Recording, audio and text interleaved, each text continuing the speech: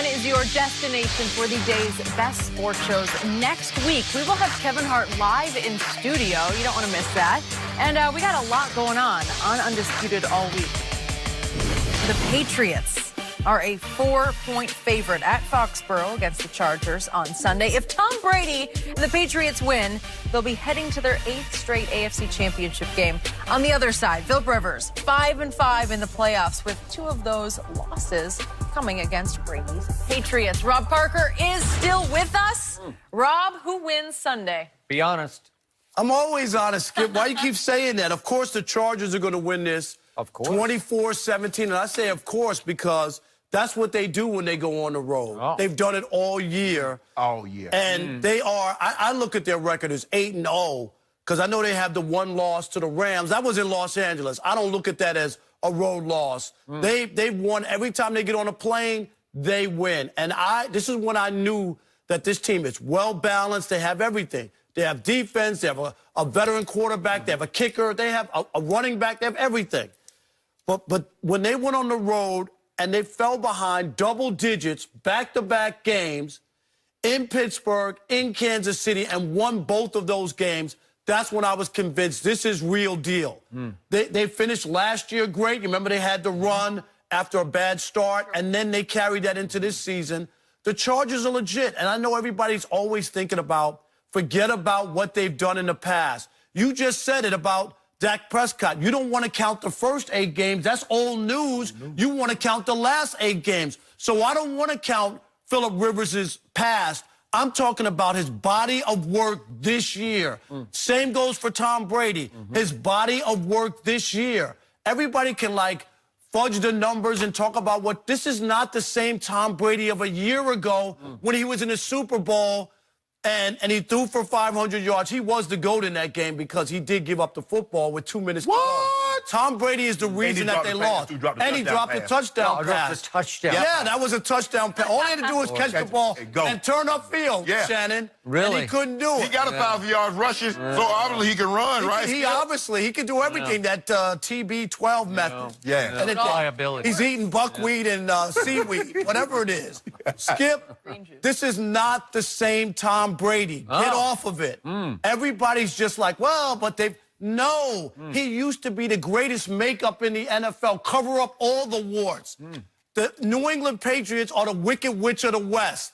Warts and all. Tom Brady will not be able to cover them up this time because he doesn't have the weapons. Even Rob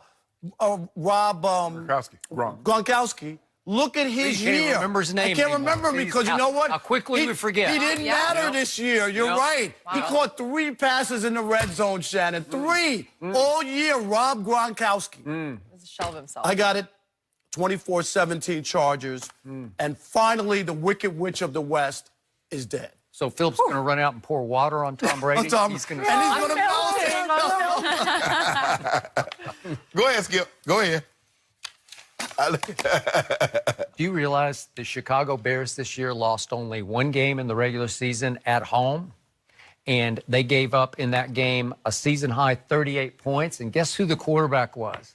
That old guy, that washed-up, over-the-hill Tom Brady, who also outdueled Deshaun Watson and Patrick Mahomes and Aaron Rodgers. And this is Philip Rivers coming to Foxborough in the cold. There's one man in pro football or pro sports I do not bet against, and it's this man in this place in the cold in January. There's one man I've never quite trusted in the postseason, and it's the quarterback of the Chargers. And I have nothing but respect for what they have achieved because it's pretty special what they've done. Anthony Lynn, I think the more I think about it, he should be Coach of the Year. I believe he will. I believe he should, too. Skip, I agree. That is something, what they pulled off. 8-1 is something. Yes. But it's one thing to go beat Lamar Jackson, as much as I love me some Lamar, but it's one thing to go beat him in Baltimore, and it's quite another thing to go beat Tom Brady in Foxborough. True.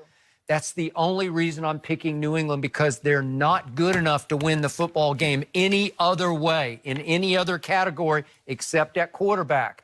So you better hope that Philip Rivers doesn't turn back into Philip Rivers, because that's your nightmare, and that's your nightmare. And your greatest nightmare would be if the Cowboys win and then Tom Brady wins, and then Mahomes loses, you would have, could you even come in here on Monday? No. You better have Kevin Hart every day.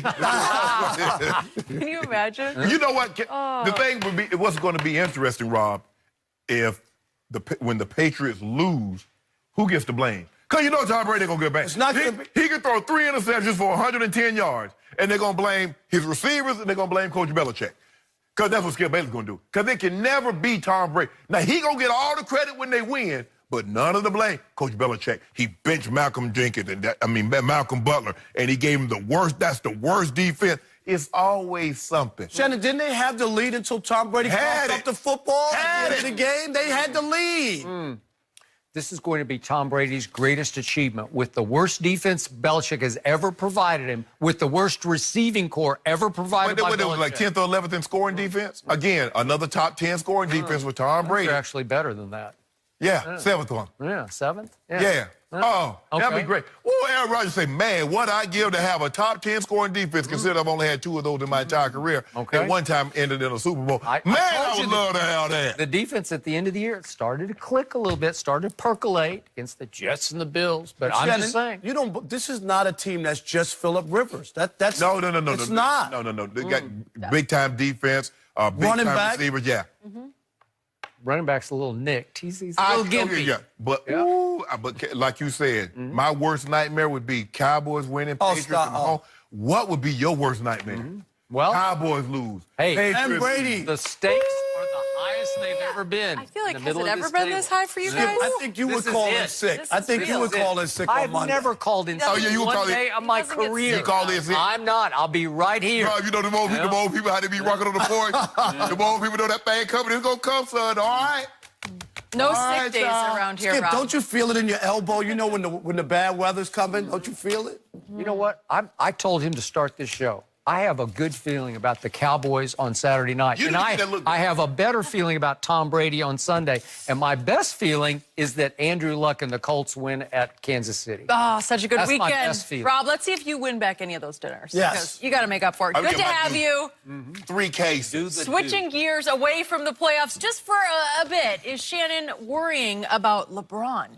No. Are you starting to worry? Yeah. No? Gotta be Okay, worried. we'll tell you next.